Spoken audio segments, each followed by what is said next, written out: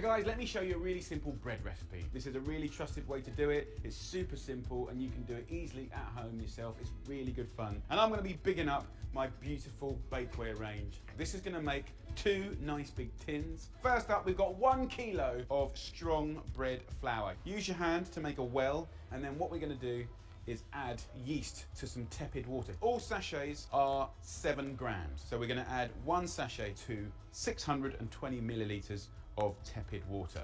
So if you leave that for about 5 minutes, what you're gonna do is activate this dormant dried yeast and it will start to bubble. Absolutely start to bubble. So mix it up. What you can do is add just a little pinch of sugar to the tepid water. Now what this does is feed the yeast, gets it going, wakes it up. It also gives you a beautiful kind of slightly darker crust.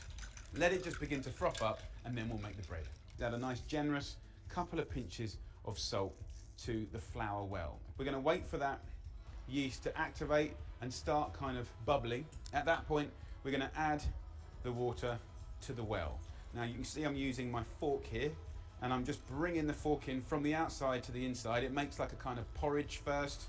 What we want to make is a beautiful, smooth, elastic dough. This recipe is normally bang on, but sometimes, depending on the weather, you know, the flour can react slightly differently. So be prepared to add a little bit more water or flour, depending on how it looks. Literally use the fork until the last moment when you can't use it anymore. And then we're going to go through a process of kneading. Now, I can kind of tell you there's a specific technique, but really just move it, stretch it, rip it, really rub it onto the marble. It will become less sticky.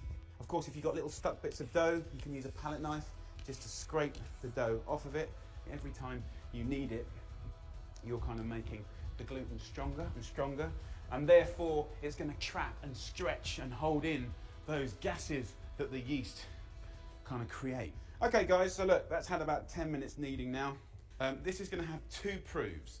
The first proof will be to develop flavour. Okay, so I'm just going to put it in a bowl, rub with a little bit of oil, and you can do this over about 2 hours until it's doubled in size.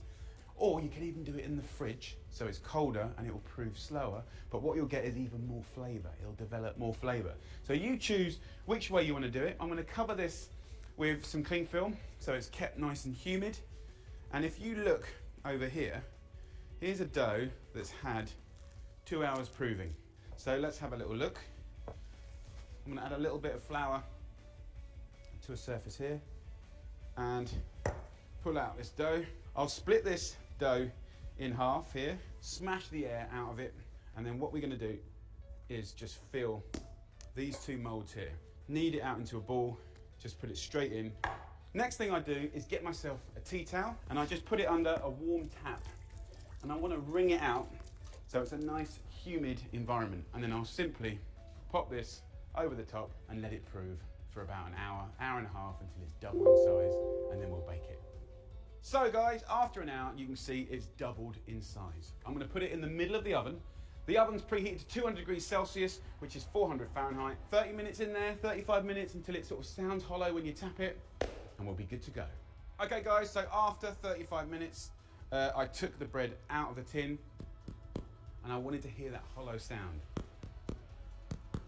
And then you know it's fluffy and cooked on the inside. Of course, the top is really nice and crisp. Let's have a little look inside. Beautiful.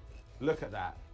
A nice, simple sandwich or toast made with homemade bread turns the everyday and the boring into something sublime and gorgeous. If you want to see more of my gorgeous bakeware range, hit the eye up there and check it out. It's beautiful. And if you want to see a lovely recipe for Irish soda bread made with Gennaro Contaldo, yeah, he's Italian, and Donal Skian, he's definitely Irish, then the details are in the information box below. You're going to have a lovely time cooking that. It's a great recipe. So until next time guys, bye.